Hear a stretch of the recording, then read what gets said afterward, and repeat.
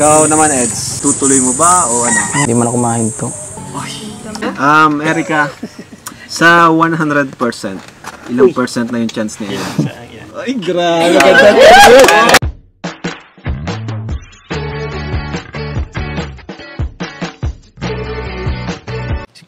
Si Kuya Jens, ano yun, reactor natin yan. Official reactor. Hello mga kalingap! Welcome back to my YouTube channel, this is Kuya Jens. So kung bago ka lang sa aking YouTube channel, huwag niyo pong kalimutan mag-subscribe at click the bell button para like ang update sa mga bago upload na video. At huwag po natin kalimutan suportahan ng buong team Kalingap sa panguna ni Kuya Val Santos Matubang, Ate Edna Vlog at syempre Kalingap Rob. At pakisuportahan din pa ang masama sa buong team Kalingap. Nandiyan po ang K-Boys, Kalingap Partner, Kalingap Reactor at lahat po ng charity vloggers sa buong Pilipinas na tumutulong sa mga white na ngailangan at mahirap. Suportahan po natin lahat, guys. So ayan mga Kalingap, so simula pa lang guys, intro pa lang guys ng ating vlog ngayon ay sobrang nakakakilig na po mga Kalingap. Dahil pang pag-uusapan natin ngayon mga Kalingap ay ang bagong marites po sa love team na Edrica mga Kalingap. So sorry pagbisita po ng team Kalingap kay Erica ay talaga nga namang nagpakilig mga Kalingap. Itong dalawang ito talagang kabang-abang ang mga bago natin malalaman ngayong araw na ito. So ano pang hinihintay natin, panoorin po natin at bigyan natin ng reaction video in 5, 4, 3, 2. Hi, gusta? Hari bang malaman ko? Ay, wala aso. Okay lang. Ano? Dati lang. Masaya. Masaya? Bakit ka masaya? Dahil nandito ako. Kung feel na feel mo nang sabi. Tsaka ano. Tsaka hindi ko pa rin nakalimutan yung ano, yung birthday Ako? na naganap.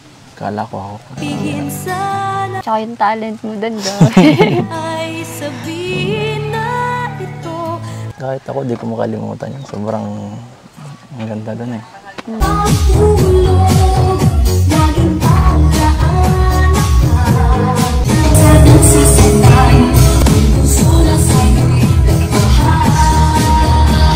Grabe yung mga nangyari. Sobrang special yun. Para sa'yo. Para sa akin din. Hari bang malaman ko? Labas na labas yung talent mo dun, ah. Grabe, nagulat ako dun. May pag-ganon pa. Yung ano, Buhat effect. Wala eh. Yun ang epekto mo eh. Na lumalabas ang ano eh. Ang mga hidden talent ko. Diba ang epekto mo? Kulang na lang ano eh. Kulang na lang kumanta ka dun. Ikaw, kamusta naman after nun? After nun. Yun nga, sobrang saya nga ng mga nangyari. Kahit ngayon, ulit-ulit ko pa pinapanood yun eh. Sobrang saya ko. Hindi ko na alam. Hari bang malaman ko? Alam ang gagawin ko. Ikaw, ano naman naramdam mo? Ayun, masaya. Kasi ano, nakabanding ko rin sila Joy, si Dara, si Rachel. Tapos, siyempre kayo. Grabe, kakagulat yung performance niyo lahat. Ang galing. Ang galing. Ako ba, hindi magaling? Magaling. Ang galing. Ataw nga. Bigay na bigay. Bigay na bigay. Dapat, akong pinakamagaling para sa'yo.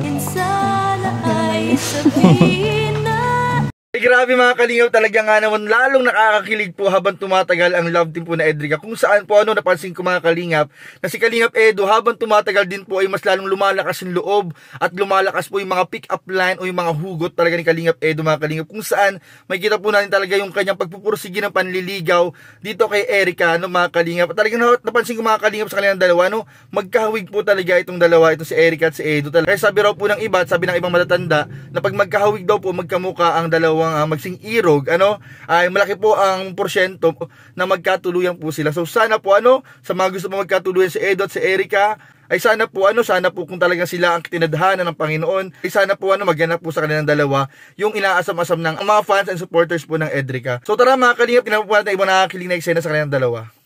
Kumusta naman yung regalo ko? Nagustuhan mo ba? Ang galing ng regalong yun. Opa. Ipagano. Ibang klase yun. Nasaan yung regalo? Wala ka namang regalo sa akin. Wala regalo. Ito. Hari bang malaman ko?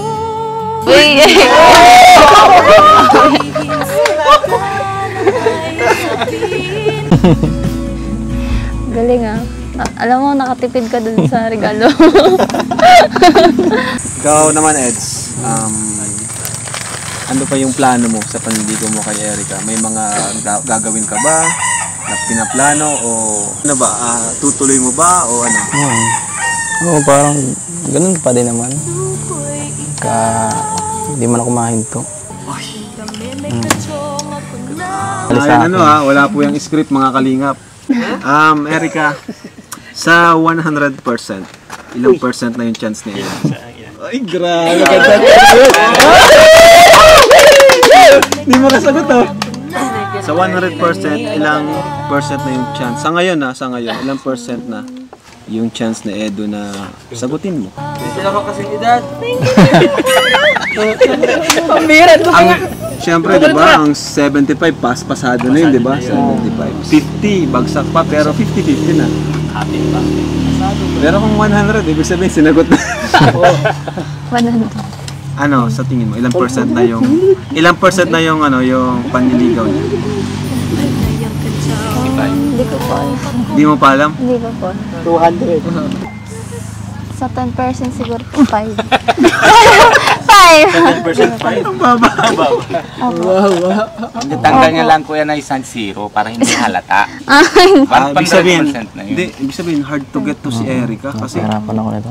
5%, 10 yung una yung sagot 10% pa lang. So Eds, marami ka pang gagawin. Mukhang mahaba pa itong teleserye natin, bro.